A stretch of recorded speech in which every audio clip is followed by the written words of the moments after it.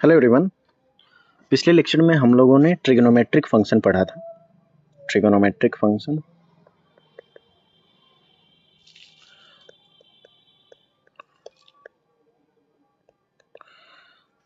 उस trigonometric function में सबसे पहले हम लोग एंगल की स्टडी कर चुके हैं, यानी कि कोण की, इसके डिफिनीशन की बात कर चुके हैं। आज हम लोग ट्रिग्नोमेट्रिक फंक्शन यानी कि त्रिकोणमितीय फलन की बात करेंगे। तो सबसे पहले क्लास 10th में हम लोगों ने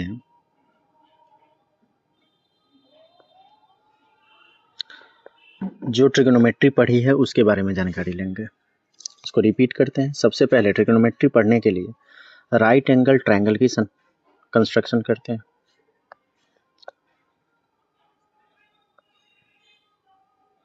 यह एक ऐसा ट्रायंगल है जिसका एक कोण 90 डिग्री है। सबसे पहले वर्टिसेस को बता देते हैं ए बी सी। इस वर्टिसेस में एंगल जो बी है ये 90 डिग्री ले रहे हैं। हमारे पास दो एंगल बचता है एक्यूट एंगल, एंगल ए और एंगल बी, एंगल सी। अब यहाँ पे सबसे पहले दोनों के लिए हम लोग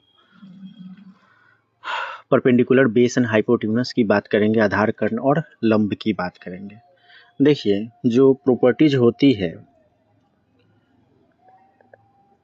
यानी कि गुण होता है राइट एंगल ट्रायंगल में, एक तो पाइथागोरस में होता है कर्ण का स्क्वायर इज इक्वल्स टू लंब का स्क्वायर प्लस आधार का स्क्वायर। इंग्लिश में बात करें तो हाइपोटेन्यूस का स्क्वायर प्लस परपेंडिकुलर का स्क्वायर प्लस बेस का स्क्वायर और बेस का स्क्वायर हो गया। ये होता है एक प्रॉपर्टीज जिसकी हम लोग यूज करेंगे।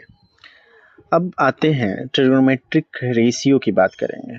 ट्रिगोनोमेट्रिक रेशियो, अब ये जो रेशियो होते हैं 6 टाइप के रेशियो होते हैं, साइन, कॉस, टैन, कॉट, सेक और कोसेक। 6 ट्रिगोनोमेट्रिक रेशियो हैं। अब इसमें बात करते हैं एंगल ए और एंगल सी के लिए। एक साइड में एंगल ए और दूसरे साइड में एंगल सी की बात करेंगे। एंगल ए के लिए जो परपेंडिकुलर होगा तो ए के सामने वाला, this one is angle A, तो ए के सामने वाला परपेंडिकुलर हो जाएगा और ए के साथ वाला जो 90 डिग्री बना रहा है वो बेस हो जाएगा। तो यानी कि यहाँ पे अगर देखें तो ए बी है बेस यानी कि आधार और बी सी है परपेंडिकुलर अर्थात लंब है। अगर कर्ण की बात करेंगे तो एंगल 90 के सामने ये जो होता है ये कर्ण होता है हर केस में, यानी कि हाइपोटेन्यूस।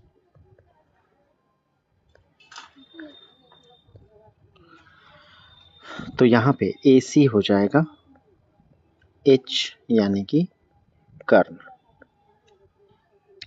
बात करते हैं एंगल C के लिए।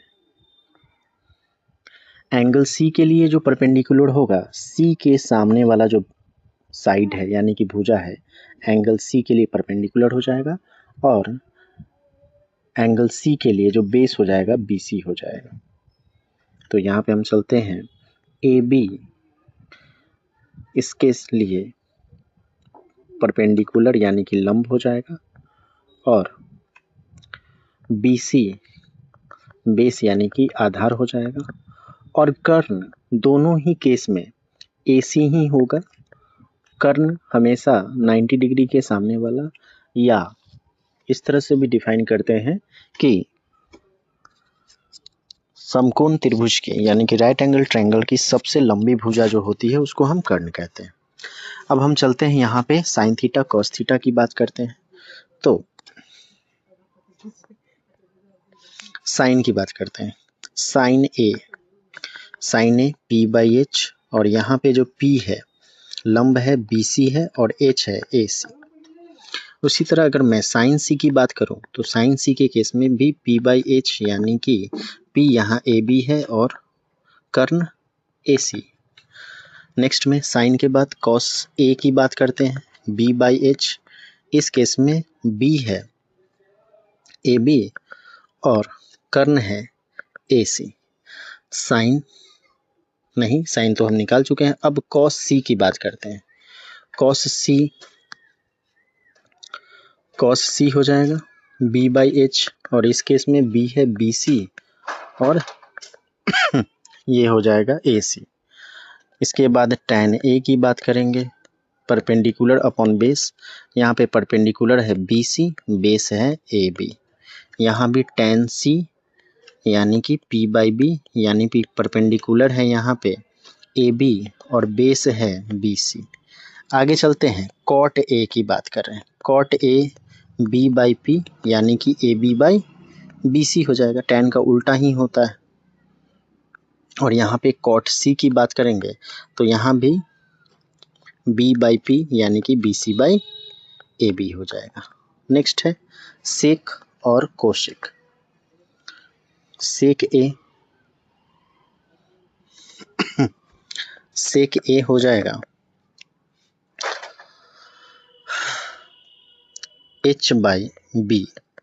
H है AC और B है AB। इस केस में हो जाएगा सेक C हो जाएगा आपको H/B और यहाँ पे H तो AC ही होगा और B हो जाएगा BC हो जाएगा। उसके बाद है कोसेक। कोसेक H/P, H है AC, P है BC। यहाँ पे कोसेक C H/P AC/AB। इस तरह से हम 6 ट्रिग्नोमेट्रिक रेशियो फाइंड कर चुके हैं। अब आगे बढ़ते हैं। ये तो क्लास 10th तक का था। नेक्स्ट हमारे पास पहला फॉर्मूला जो आता है sine square theta plus cos square theta is equals to 1।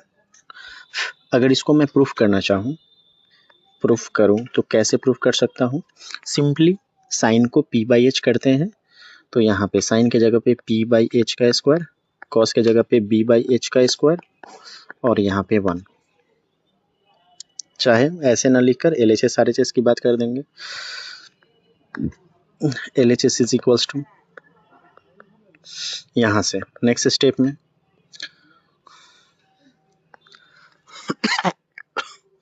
P²/H² plus B²/H²। यहाँ पे H² P² प्लस B² और हमको पता है P² plus B² is equals to होता है H²। नीचे में भी H² कैंसिल आउट होकर 1 हो जाएगा। ये हमारा प्रूफ हो गया। अगर मैं दूसरे फार्मूला की बात करूँ, दूसरा फार्मूला के लिए क्या करेंगे, ये जो फर्स्ट फार्मूला है sine square theta plus cos square theta plus 1, दोनों साइड में हम साइन स्क्वायर थीटा से भाग कर देते हैं। तो नेक्स्ट स्टेप में हम ऐसे लिख सकते हैं sine square theta plus cos square theta by sine square theta is equals to 1/साइन स्क्वायर थीटा। नेक्स्ट स्टेप में अगर चले तो sine square theta by sine square theta plus cos square theta by sine square theta is equals to 1/साइन square theta को ये हो जाएगा cosec square theta. Next step sine square theta से साइन स्क्वायर थीटा कट गया 1 plus ये हो जाएगा cos square theta by sine square theta cot square theta is equals to cosec square theta. इस तरह से हमारे पास एक फॉर्मूला हो गया।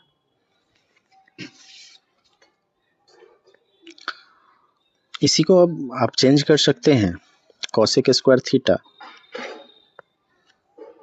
Minus cot square theta is equals to 1 के बराबर हो जाएगा। ये दोनों फार्मूला एक ही जगह से आ रहा है। नेक्स्ट जो हमारे पास फार्मूला होगा तीसरा, वो पहले ही फार्मूला से हम लोग फाइंड करेंगे। वो पहला फार्मूला था sign square theta plus cos square theta बराबर 1। इस केस में हम दोनों साइड में कॉस स्क्वायर थीटा से भाग करते हैं तो यहाँ पे हो जाएगा sine square theta plus cos square theta बटा में cos square theta is equals to 1 upon cos square theta. Next step में चलते हैं, sine square theta by cos square theta plus cos square theta by cos square theta is equals to 1 upon cos square theta. देखिए हम जो solve कर रहे हैं एकदम सिंपलेस्ट स्टेप्स के साथ कर रहे हैं, एक भी स्टेप को स्किप नहीं कर रहे हैं। नेक्स्ट स्टेप में साइन बाई कॉस होता है tan, तो ये हो जाएगा tan स्क्वायर थीटा प्लस में कॉस स्क्वायर थीटा से कॉस स्क्वायर थीटा कट गया, 1 हो गया, 1 by cos square theta sec square theta हो गया। तो हमारे पास एक फार्मूला हो गया 1 प्लस tan स्क्वायर थीटा बराबर सेक स्क्वायर थीटा। इसी को आप चेंज करके भी लिख सकते हैं, tan स्क्वायर थीटा को उधर लेके जाएंगे तो sec square theta minus tan square theta बराबर हो जाएगा 1। इस तरह से हमारे पास 3 फॉर्मूले हो गए इसके लिए। इस लेक्चर में हम लोग इतना ही तक पढ़ेंगे, आगे लेक्चर में आगे हम लोग पढ़ेंगे। Thanks for watching guys.